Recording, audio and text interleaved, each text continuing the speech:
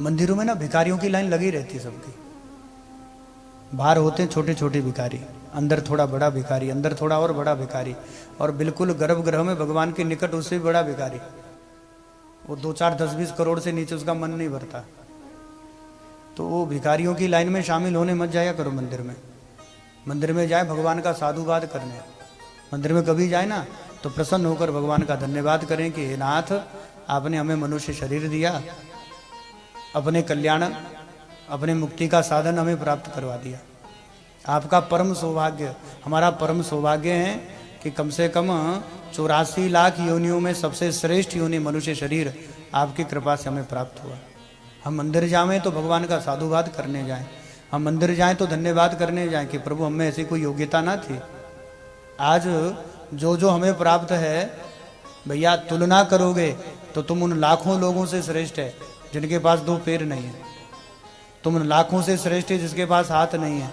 तुम उन लाखों से श्रेष्ठ है जिसके पास नेत्र नहीं है। तुम उन लाखों से श्रेष्ठ है जिसके पास सर ढकने के लिए छत नहीं है। तुम उन लाखों से भी श्रेष्ठ हो जिसके पास शाम के भोजन की व्यवस्था नहीं है। तो कम से कम उसका तो साधुवाद करें।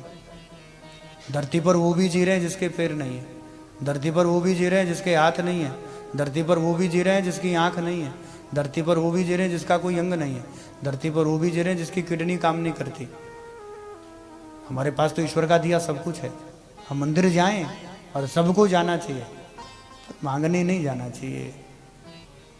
भगवान का साधुवाद करना चाहिए, हम भगवान का धन्यवाद करें। ओहो भाग्य प्रभु, आपकी अहतु की कृपा है, हमें मनुष्य मिला, हमें मनुष्य शरीर मिला। और यद्यपि आप हमें कुछ देना ही चाहते हैं तो प्रभु इतनी कृपा करके ऐसी तो सद्बुद्धि देना। अभी हम एक बात प्रारंभ में कथा जो प्रारंभ करें तब कह रहे थे, मैं अगर देखूं तो देखूं, तुम ना मुझको देखना, अगर तुमने देखा तो मशहूर हो जाऊंगा मैं अगर चाहूं तो चाहूं, तुम ना मुझको चाहना, अगर तुमने चाहा तो मगरूर हो जाऊंगा मैं अगर मांगूं तो कुछ ना देना तुम मुझे, क्योंकि प्रेमी नहीं मजदूर हो जाऊंगा मैं। मांग कर तो मजदूरी हुई, प्रेमी हो तो कुछ प्रेमी ही रहने दो। भगवान ने जब प्रहलाद जी से कहा कि बेटा कुछ मांगो, तो प्रहलाद ने कहा प्रभु देना ही चाहते हो कि मांगने की आदत चली जाए, ये दे दो ना। कब तक दर दर पर भिखारियों की तरह मांगते रहेंगे। हम मंदिर तो जाएं, हम भगवान के द्वार तो जाएं, तो उसका धन्यवाद करने जाएं ना, उस परमात्मा का साधुवाद करने जाएं। हमारे हाथ उठें तो प्रार्थना के लिए उठें, हमारे हाथ उठें तो उसका साधुवाद करने के लिए उठें, उसका धन्यवाद करने के लिए उठें। जो दिया वो इतना दे दिया कि मेरी औकात ना थी।